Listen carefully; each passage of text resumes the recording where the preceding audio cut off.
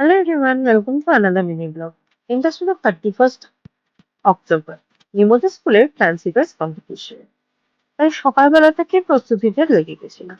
এই হচ্ছে নিমোর পুরো প্রপস, আর সকাল থেকেই নিমোকে সাজাতে ব্যস্ত। এই যে আমাদের সরস্বতী মা। হ্যাঁ, নিমো সেজেছিল দেবী সরস্বতী। কারণ ওদের স্কুলে নার্সারি ক্লাসের থিম ছিল ইন্ডিয়ান ফেস্টিভ্যাল, আর ক্লাস কেজিদের ছিল হ্যালোউইন। নিমো তো সরস্বতী সেজে খুব মজা পেয়েছে। সকাল থেকে উঠে থেকে দাদাই ঠাম্মি বাড়ির সকলকে আর কি আশীর্বাদ দিয়ে বেড়াচ্ছে ঠাকুর সেজে। ওর বেশ মজাই লেগেছিল এই কনসেপ্টটা। আর এইটা হচ্ছে আমাদের ছোট্ট সৃজা রানী। ছোট্ট সৃজা রানী সেজেছিল লক্ষ্মী ঠাকুর। আর সকালবেলায় এসে গেছিল তার বন্ধু সরস্বতীকে পিক আপ করতে। তারপর দুজন মিলে একসঙ্গে পৌঁছে গেছিল স্কুলে। ওমা, স্কুলে গিয়ে দেখি চারিদিকে ভূত পেতনি ঠাকুরের ছড়াছড়ি।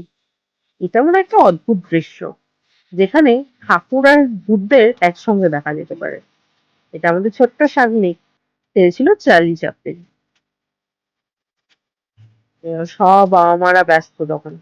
সকাল থেকেই সবার বাড়িতে এই যুদ্ধটা আজকে চলেছিল, যে কি করে রেডি করব, কিভাবে রেডি করব।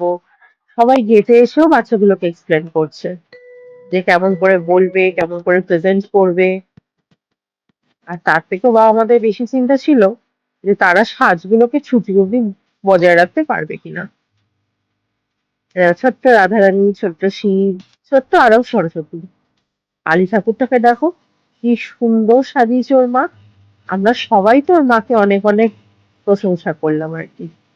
এটা পুরো কৃতিত্বটাই ওর মায়ের উপর। এত অপূর্ব সুন্দর লাগছিল কালী ঠাকুরটাকে যে চোখ ফেরানোই যাচ্ছিল না। এই দেখো আমাদের ছোট্ট বিচ, ও ক্লাস কেজিতে পড়ে। সব বাবা মারাই ব্যস্ত। আর চারিদিক তো দেখতে এত সুন্দর লাগছিল সেদিনকে। ছোট্ট ছোট্ট ক্ষুদে সদস্যরা তাদের যতটা পারে ততটা দিয়ে নিজেদেরকে সাজিয়ে রেখেছিল।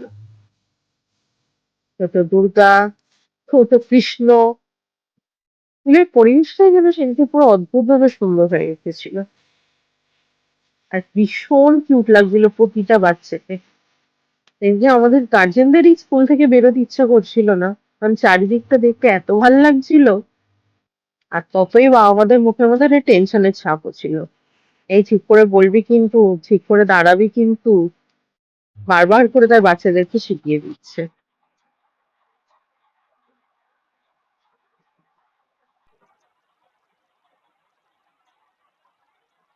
যেমন ঠাকুরগুলো কিউট, তেমন ভূতরাও কিউট। তোমাদের কেমন লাগলো আমাকে অতি জানিও। টাটা।